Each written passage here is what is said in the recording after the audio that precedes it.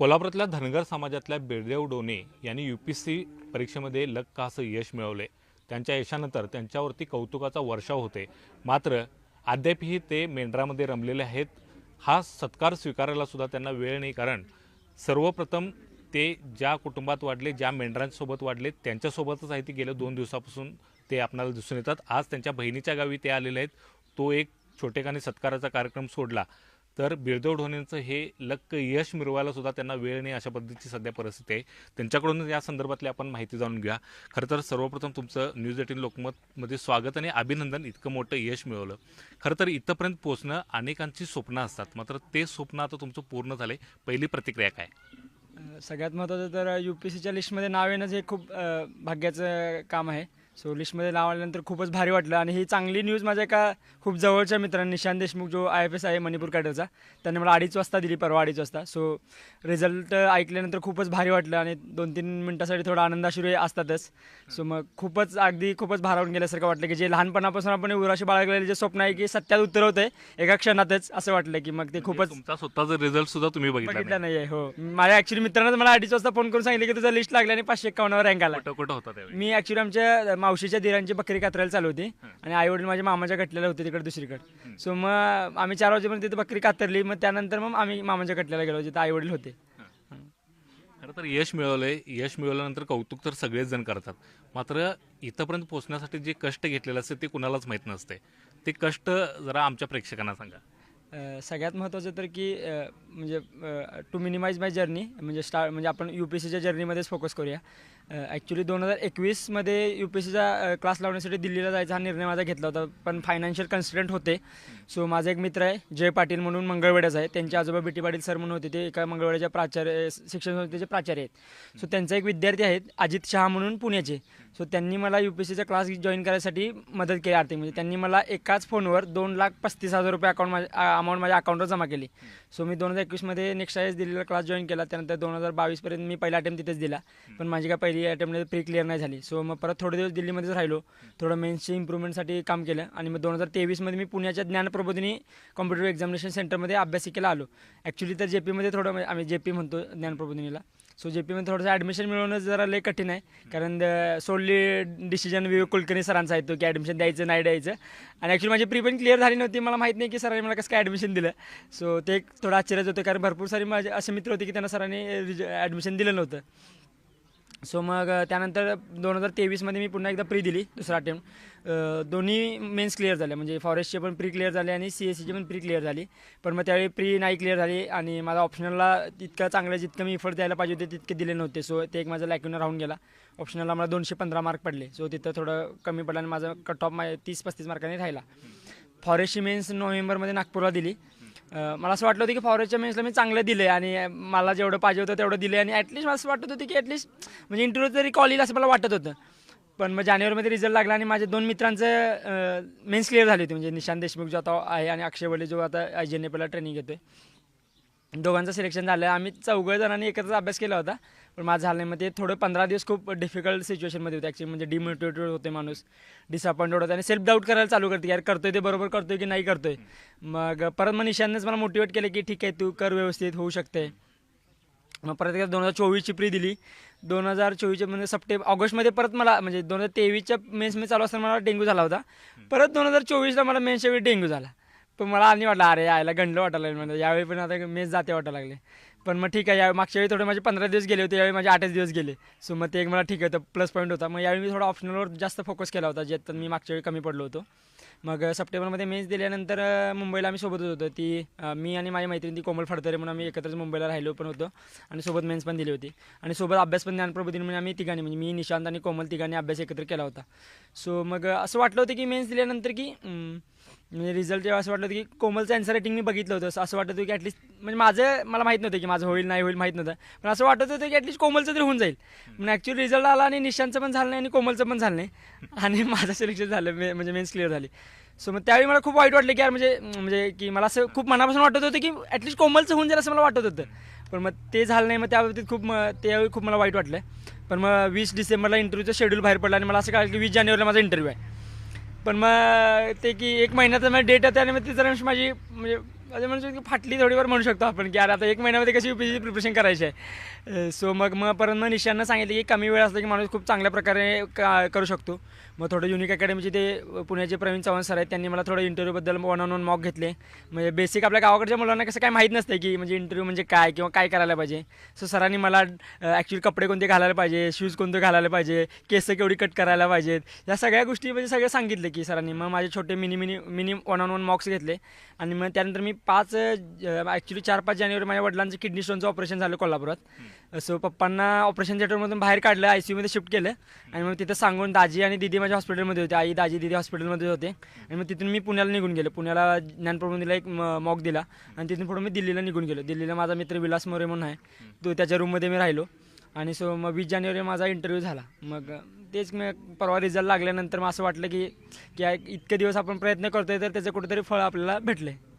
वडिलांना दवाखान्यात सोडून तुम्ही निघून गेला, मात्र आता हे ज्यावेळी यश मिळालं त्यावेळी वडिलांची प्रतिक्रिया काय होती? त्यांना नेमकं समजलं तरी की आपला मुलगा काय झाला? ॲक्च्युली सगळ्यात मोठा कोइन्सिडन्स म्हणजे माझा ज्यावेळी मेन्सचा रिझल्ट आला होता त्या दिवशी मी वडिलांना घेऊन हॉस्पिटलमध्येच होतो, DY पाटील हॉस्पिटलमध्ये. सो त्यावेळी पण त्यांना खूप भारी वाटलं होतं. आणि आता रिझल्ट मला असं वाटतं की वडिलांना अजून माहीत नाही आहे, कारण पप्पांच्याकडे फीचर फोन आहे आणि व्हॉट्सअप वगैरे नाही आहे, सोशल मीडियावर वगैरे काय अकाउंट नाही आहे. पण ॲक्च्युली भरपूर जणांनी फोन करून पप्पाला खूप कल्पना दिली होती की तुमच्या बरोबर सिलेक्शन झालं. सो इतकं जास्त मी आमच्या मावशीच्या दिराच्या तिथून बकरी कात्राला झालो, तिथून आमच्या मामाच्या कटलेला गेल्यानंतर एकदम आई वगैरे थोडं डोळ्यात अश्रू वगैरे भरलेले, पप्पा पण थोडेसे रडत होते. मग हेच की म्हणजे थोडं की त्यांना असं वाटत होतं की यार मुलगा अभ्यास करतोय, कधी काय म्हणजे UPSCचं असं आहे की अनप्रेडिक्टेबल पब्लिक सर्व्हिस कमिशन असं म्हणतोय, यश भेटेल नाही भेटेल खूपच मिनिमल चान्सेस आहेत. पण मग त्यातून पण सगळ्यांचे आशीर्वाद म्हणा किंवा थोडं नशीब पण म्हणा, माझे कष्ट पण म्हणा, यांच्या झालं सगळ्यांनाच खूप भारी वाटलं ॲक्च्युली.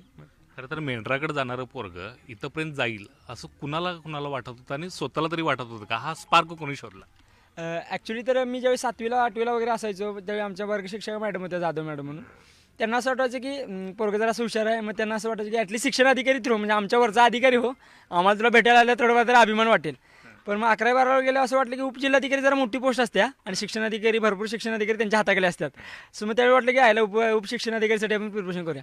पण मग ज्यावेळी पुण्याला माझं कॉलेज ऑफ इंजिनिअरिंग COPमध्ये माझं ॲडमिशन झालं 2017-18मध्ये आमच्या कॉलेजचे एकाच वर्षी 15-16 मुलं UPSCच्या फायनल लिस्टमध्ये आले. आणि त्यामुळे अशी काही मुलं होती की ज्यांचा CGPA माझ्यापेक्षा कमी होता आणि ते माझ्या सोशो इकॉनॉमिकली सिमिलरली सिच्युएटेड होते. मग असं मला वाटलं की अरे हा करू शकतो तर आपण पण करू शकतो. मग that was a spark which ignited the fire within me. So मग मला त्यानंतर मग चांगल्या मित्रांची संगत भेटत गेली. म्हणजे जय पाटील असो मंगळवेढाचा किंवा वैभव पिंपरे असं हिंगोलीचा, त्यांचे घरचे पण खूप चांगले माझ्यावर चांगलं मार्गदर्शन भेटत गेलं मला आणि चांगले मदतीचे हात सरसावले योग्य वेळेच्या वेळी, त्यांनी पण मला मदत केली. सो मग हेच की दादाचा माझा खूप सपोर्ट राहिला, त्यानं स्वतःच्या स्वप्नावर पाणी फिरून मला माझं स्वप्न पूर्ण करायसाठी खूप मदत केली मला. सो मग दादाला असं वाटत होतं की मग भाऊ म्हणजे UPSCचं माहीत नाही पण ॲटलिस्ट काहीतरी प्रशासकीय अधिकारी बनेल. इतका कॉन्फिडन्स तर मला माझ्यापेक्षा जास्त दादावर होता आणि त्या माझ्या मित्राला होता निशांत देशमुखला की ॲटलिस्ट ह्याचं सिलेक्शन होऊन जाईल म्हणून. पण टू बी फ्रँक मला असं वाटत नव्हतं की लिस्टमध्ये नाव येईल. पण आता लिस्टमध्ये तर नाव आलं, पण तुम्ही अभ्यास कशा पद्धतीने करा? कारण इतकं सोपं नाही की इथंपर्यंत पोहोचणं. अभ्यास तर असं होतं की माझा रेग्युलरली UPSCचा अभ्यास तर 6 to 8 hours होता. म्हणजे सकाळी उठण्यापासून तर रात्री 11ला झोपण्यापर्यंत. नॉर्मल तर 6 to 8 hours होता. माझं असं होतं की आम्ही सगळे मित्र वगैरे मिळून म्हणजे माझे मित्र आहेत की आदित्य नवाळे वगैरे किंवा शुभम टाळेकर, आम्ही जे मित्र आहेत, YPT म्हणून एक ॲप आहे, आमचं एक ॲप आहे जे साऊथ कोरियाचं थोडं डाटा वगैरे हॅक करतो, ठीक आहे. बट मग आम्ही तिथे काय करायचो, अभ्यासालाच बसलो की ते ॲप चालू करायचो आणि उठलो की बंद करायचो. सो रोज किती अभ्यास करतो तिथं आम्हाला दिसायचं आणि सब्जेक्ट वर टाकलेलं असायचं आणि ते ॲप त्याचे ते ॲनालिसिस करायचे की आठवड्यातून किती अभ्यास केला आहे किंवा महिन्याभरातून किती अभ्यास केला आहे. सो आम्हाला कळून जायचं. मग असं व्हायचं की समजा आता आधी ते सकाळी 6 वाजता आला आणि मी 9 वाजता आलो आहे, अरे माझ्यापेक्षा 2-3 तास अभ्यास केल्यावर येणं जास्त. सो मग ती हेल्दी कॉम्पिटिशन एकमेकांना आम्ही पुश करत होतो की चांगला अभ्यास करायला पाहिजे. सो मग या गोष्टी चांगल्या प्रकारे हेल्प होत घेते मला असं वाटतं. मग इंग्लिशची तयारी कशा पद्धतीने झाली? कारण UPSCला जाणं आणि तिथंपर्यंत ग्रामीण भागातला मुलगा आणि तिथं जाणं आणि त्या परीक्षेला किंवा त्या कॉम्पिटेटिव्ह एक्झामला सामोरं जाणं, इंटरव्ह्यूला सामोरं जाणं, हे सगळं कसं मॅनेज केलं? सगळ्यात महत्त्वाचं तर टेक्निकल इंग्लिश तर होतं आपलं, कारण इंजिनिअरिंगला ॲडमिशन घेतलं होतं तेवढं तर होतं. पण ह्युमॅनिटीजवालं इंग्लिश इतकं काही जमत नव्हतं. मग थर्ड इयरला असताना NCERT वाचायला चालू केलं, जे की UPSCची बेसिक रिक्वायरमेंट आहे. सॉरी पण मग सुरुवातीला जे इंग्लिशमधले डिफिकल्ट शब्द होते त्यांचे मराठीमध्ये अर्थ लिहून काढायचो मी ते NCERTच्या बुकवरच. पण नंतर मग माझ्या मित्रांनी वगैरे सांगितले की तुला इंग्लिशमध्ये एक्झाम द्यायची आहे तर तुला इंग्लिशमध्ये अर्थ माहीत असायला पाहिजेत. पण नंतर मग तीच वाचलेली पुस्तकं मी इंग्लिशमधल्या डिफिकल्ट शब्दांचे अर्थ मेरी वेबस्टरची डिक्शनरी वापरून इंग्लिशमध्ये लिहू लागलो. सोबत कधीतरी न्यूजपेपर वाचायचो कॉलेजमध्ये असताना. सो मग हे कंबाईन की म्हणजे इफर्ट्स ऑफ 2-3 इयर्स की जे मला हेल्प केले की इंग्लिशवरचा जो म्हणजे मला कमीपणा होता की यार सिटीतली मुलं आहेत इंग्लिश मिडियममध्ये शिकलेले आहेत कॉन्व्हेंटला शिकलेले आहेत त्यांच्यासोबत आपण कसं कम्पीट करायचं आहे. सो त्यानंतर अशी स्टेज आली की मला मराठीमधून बोलणं किंवा मराठीमधून लिहिणं खूप डिफिकल्ट जाऊ लागलं आणि इंग्लिशमधून बोलणं आणि इंग्लिशमधून वाचणं खूप फ्लुएंट जाऊ लागलं. सो मग हेच आहे की म्हणजे की तूप खाल्यावर लगेच रूप तर येत नाही माणसाला. सो प्रयत्न करत राहावे लागणार आहेत आणि तेच की काय येत नाही आहे त्याच्या मागची कारणं शोधली पाहिजेत. खरं तर तुम्ही यश मिळवलं, ज्या दिवशी निकाल लागला त्या दिवशीची रात्र कशी होती तुमची, काय स्वप्न तुम्ही बघितलं? ॲक्च्युली तर रिझल्टच्या म्हणजे मी त्यावर ॲड करतो. रिझल्ट ॲटलीस्ट 22ला येणार होता थोडीफार कल्पना होती. सो आदल्या दिवशी खूप पोटात असं गुडगुड होत होतं की आता उद्या रिझल्ट लागणार आणि काय होणार आहे काय माहिती. कारण एक दिवस तुमची पूर्ण लाईफस्टाईल चेंज करतो. कारण एका साध्या माणसापासून एक मोठा जबाबदार व्यक्ती तुम्हाला बनवत असतो. रिझल्ट लागलेला त्या रात्री तर मला ॲक्च्युली झोपच लागली नाही कारण इतके फोन होते की रात्री 2-3 वाजेपर्यंत फोनच चालू होते. सो मी सकाळी ॲटली असं झालं की आणि मी बकऱ्यातच असल्यामुळे चार्जिंगची काही सोय नव्हती. सो मला भाग्य एवढं की फोन स्विच ऑफ झाला. बरं झालं झोप तर लागली 8 तासाची. मग सकाळी जाऊन मी ते शेतकऱ्याच्या घरात जाऊन चार्जिंग लावला. मग त्यानंतर मी मोबाईल स्विच ऑन केला. मग गेल्या रिझल्ट लागल्यापासून ते म्हणजे 22ला रिझल्ट लागल्यापासून ते आत्तापर्यंत कंटिन्युअसली रोज 100 म्हणजे 300-400 मिस कॉल येतच राहिले. म्हणजे मला ॲक्च्युली त्यांना रिस्पॉन्ड करायला पण वेळ भेटत नाही. सो खूपच डिफिकल्ट सिच्युएशन झालं आहे. खरं तर तुम्ही आता महाराणावरती फिरत होता, आता एका चांगल्या ऑफिसमध्ये जाणार आहे. तुम्ही सर्वसामान्यांचं जगणं जगलं आहे. पुढं जाऊन सर्वसामान्यांना न्याय देण्यासाठी तुमच्या डोक्यात काय कल्पना? सर मला असं नेहमी वाटतं की सर्वसामान्य माणसांच्या काय अपेक्षा असतात सर. त्यांना फक्त ऐकायला 2 कान हवे असतात.